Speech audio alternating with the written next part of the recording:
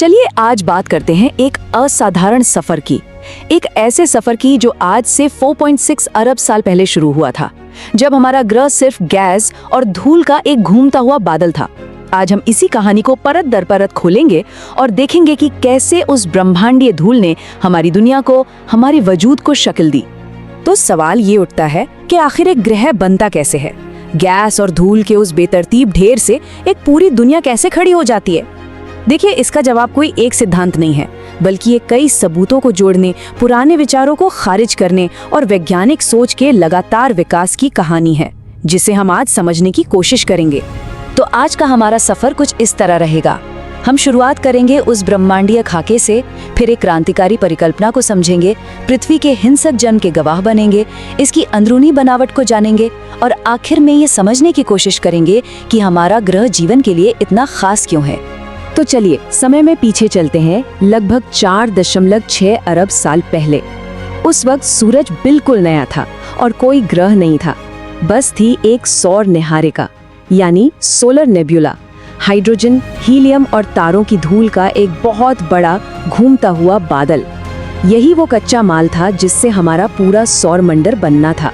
माना जाता है कि पास में ही किसी तारे में एक जबरदस्त विस्फोट हुआ, एक सुपरनोवा, जिसकी शॉक वेव ने इस बादल में हलचल मचा दी और ये अपने ही गुरुत्वाकर्षण के कारण ढहने लगा। जैसे जैसे ये सिकुड़ता गया, इसकी घूमने की रफ्तार तेज होती गई और एक चपटी घूमती हुई डिस्क में बदल गया। इसी को हम प्रोटोप्लैनेटरी डिस्क कहते हैं। यहीं से ग्रहों के बनने का स्टेज तैयार हुआ। लेकिन सवाल अब भी वही है, धूल और गैस की ये डिस्क आखिर ग्रहों में कैसे बदल गई? इसका जवाब हमें सोवियत खगोल शास्त्री विक्टर सफ्रोनोव के काम से मिलता है। उन्होंने एक परिकल्पना दी जिसे अभिवृद्धि परिकल्पना या एक्रेशन हाइपोथेसिस कहते हैं। लेकिन मजे की बात यह है कि शुरुआत में वैज्ञानिक समुदाय ने इसे लगभग खारिज ही कर दिया था। और ये स्लाइड दिखाती है कि विज्ञान कैसे काम करता है। देखिए, 1969 में जब सफ्रोनोव ने अपना मॉडल पेश किया तो लोगों ने शक किया, लेकिन धीरे धीरे 80 के दशक तक सबूत जमा होने लगे।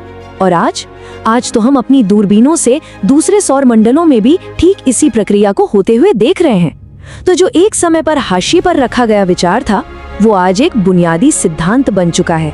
तो ये ग्रहीय अभिवृद्धि है क्या चीज? जैसा कि आप परिभाषा में देख सकते हैं, ये कोई एक झटके में होने वाली चीज नहीं है, बल्कि ये धीरे धीरे बनने की एक प्रक्रिया है।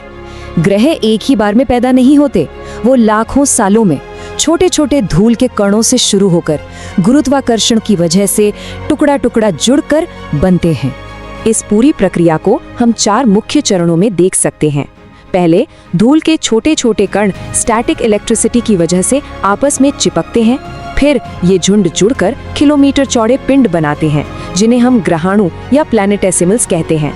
अब इन ग्रहाणुओं में इतना गुरुत्वाकर्षण आ जाता है कि ये और मलबे को अपनी तरफ खींचते हैं और चंद्रमा के आकार के आदि ग्रह या प्रोटोप्लैनेट बनाते हैं। और आखिर में ये आदि ग्रह आपस में टकराते हैं, जुड़ते हैं और पृथ्वी जैसे ग्रहों को जन्म देते हैं। सोचिए, ये एक कॉस्मिक स्नोबॉल इफेक्ट की तरह है जो लगातार बड़ा और बड़ा होता जाता है। अब चलिए पृथ्वी के बचपन की तरफ चलते हैं, एक ऐसा दौर जो बहुत ही हिंसक और उथल पुथल भरा था। इस दौर को नाम भी ऐसा दिया गया है जो इसकी प्रकृति को बताता है, हेडियन इयॉन यानी अधोलोक का युग।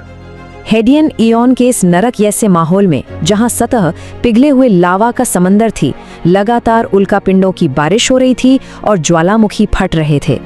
इसी दौर में एक ऐसी महाविनाशकारी घटना हुई जिसने न सिर्फ पृथ्वी का भविष्य तय किया, बल्कि हमारे रात के आसमान में एक साथी भी बना दिया। चंद्रमा कैसे बना, इसे लेकर कई सिद्धांत थे। कुछ कहते थे कि पृथ्वी ने उसे अपने गुरुत्वाकर्षण से पकड़ लिया, कुछ का मानना था कि वो तेजी से घूमती पृथ्वी से ही टूटकर अलग हुआ। लेकिन ये सिद्धांत सबूतों पर खरे नहीं उतरते थे। जो सिद्धांत सबसे मजबूत निकला वो है विशाल प्रभाव परिकल्पना।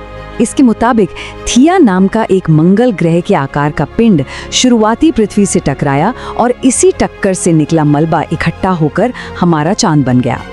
और इस सिद्धांत का सबसे पुख्ता सबूत हमें अपोलो मिशन से मिला। जब वैज्ञानिक चांद से लाए गए चट्टानों के नमूनों की जांच कर रहे थे, तो उन्होंने पाया कि पृथ्वी और चांद की चट्टानों में ऑक्सीजन आइसोटोप का अनुपात बिल्कुल एक जैसा है। ये एक तरह का केमिकल फिंगरप्रिंट है जो साबित करता है कि ये दोनों एक ही चीज से बने हैं। और इसने विशाल प्रभाव परिकल्पना को लगभग पक्का कर दिया। लेकिन ये टक्कर सिर्फ विनाशकारी नहीं थी। इसी टक्कर ने पृथ्वी को उसकी धुरी पर 23.5 डिग्री झुका दिया, और यही झुकाव है जिसकी वजह से हमें मौसम मिलते हैं, सर्दी, गर्मी, वसंत, पतझड़। ये एक ऐसी लय है जो पृथ्वी पर जटिल जीवन के विकास के लिए बेहद जरूरी साबित हुई। अच्छा, जब ये बड़ी बड़ी टक्करें खत्म हो गईं, तो पृथ्वी बस पिघले हुए लावा का एक गोला थी। इस मोड़ पर एक बहुत ही महत्वपूर्ण प्रक्रिया शुरू हुई, जिसे ग्रहीय विभेदन या प्लैनेटरी डिफरेंशिएशन कहते हैं। इसमें ग्रह ने खुद को अंदर से बाहर की ओर व्यवस्थित करना शुरू किया। आर्कियन इयॉन के दौरान गुरुत्वाकर्षण ने ग्रह के अंदर की सामग्री को छांटना शुरू किया, बिल्कुल वैसे ही जैसे अगर आप तेल और पानी को मिला दें तो भारी पानी नीचे बैठ जाता है और हल्का तेल ऊपर तैरने लगता है। ठीक उसी तरह भारी तत्व जैसे लोहा और निकल ग्रह के केंद्र की ओर डूब गए और हल्की सिलिकेट चट्टानें सतह पर आ गईं। हम अक्सर स्कूल में पृथ्वी की 3 परतों के बारे में पढ़ते हैं, क्रस्ट, मैंटल और कोर। ये रासायनिक बनावट के आधार पर है। लेकिन अगर हम भौतिक गुणों की बात करें तो पृथ्वी की 5 अलग अलग परतें हैं। एक ठोस आंतरिक कोर, एक तरल बाहरी कोर, एक सख्त मेसोस्फीयर, एक प्लास्टिक जैसा एस्थेनोस्फीयर और एक कठोर लिथोस्फीयर जिस पर हम रहते हैं। हर परत की भौतिक अवस्था ग्रह की गतिशीलता में एक अहम भूमिका निभाती है। और देखिए, ये जो तरल बाहरी कोर है, ये बेहद जरूरी है। ये पिघले हुए लोहे और निकल का एक घूमता हुआ महासागर है, और इसी की गति से एक डायनामो प्रभाव पैदा होता है जो पृथ्वी का सुरक्षात्मक चुंबकीय क्षेत्र बनाता है। ये चुंबकीय क्षेत्र एक ढाल की तरह काम करता है जो हमारे वायुमंडल को सूरज से आने वाली खतरनाक सौर हवाओं से बचाता है। इसके बिना पृथ्वी पर जीवन शायद मुमकिन ही नहीं होता। पृथ्वी के अंदर ये गर्मी आती कहाँ से है? इसके 2 मुख्य स्रोत हैं। एक तो वो मौलिक गर्मी है जो ग्रह के बनने के समय की टक्करों से बची हुई है, और दूसरा मैंटल में मौजूद यूरेनियम और थोरियम जैसे तत्वों का लगातार रेडियोधर्मी क्षय। यही वो अंदरूनी भट्टी है जो ज्वालामुखी, प्लेट टेक्टोनिक्स और हमारे चुंबकीय क्षेत्र को ऊर्जा देती है। तो इन सभी जटिल प्रक्रियाओं का नतीजा क्या निकला? नतीजा था एक ऐसा ग्रह जो जीवन के लिए एकदम सही और अनोखे तरीके से अनुकूल था।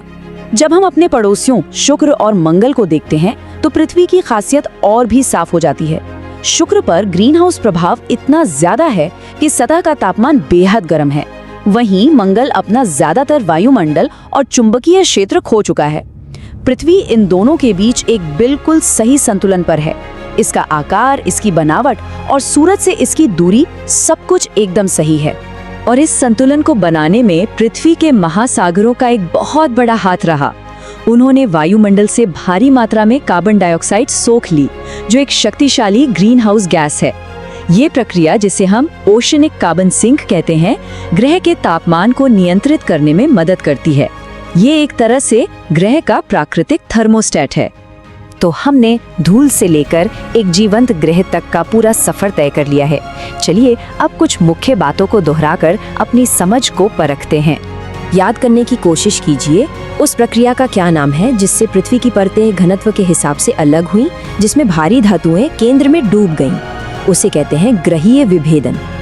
और अंत में एक विचार, पृथ्वी का हिंसक और उथल-पुथल भरा निर्माण जीवन के लिए कोई बाधा नहीं था, बल्कि वो जरूरी सामग्री थी जिससे जीवन पनप सका। ये हमें सिखाता है कि एक रहने योग्य दुनिया का बनना घटनाओं की एक बहुत ही असाधारण और शायद दुर्लभ श्रृंखला का नतीजा है। तो जब हम ब्रह्मांड में कहीं और जीवन खोजते हैं तो हमें ये याद रखना होगा, हमारा अपना अस्तित्व ब्रह्मांडीय अराजकता और भाग्यशाली संयोगों के एक बेहद नाजुक संतुलन का नतीजा है।